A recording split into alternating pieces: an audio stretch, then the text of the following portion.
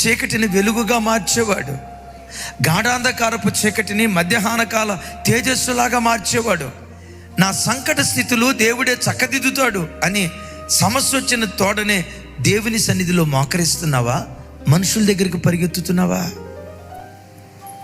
నా మాటలు మీకు అర్థమవుతున్నాయా?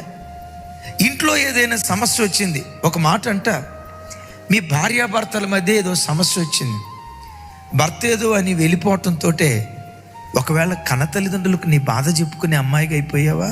నీ భార్యే ఏదో అంది, ఆ సమస్యను పరిష్కరించుకోవటానికి ఎవరి దగ్గరకో, అమ్మ దగ్గరకో, నాన్న దగ్గరకో వెళ్ళి శరీరాలను ఆశ్రయిస్తున్నావా?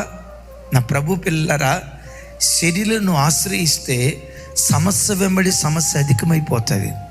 ఒక్క క్షణం ఆయన సన్నిధిలో మోకరించి, యేసయ్యా నా దిక్కు నీవే కదా, నా గుండెల్లో బాధ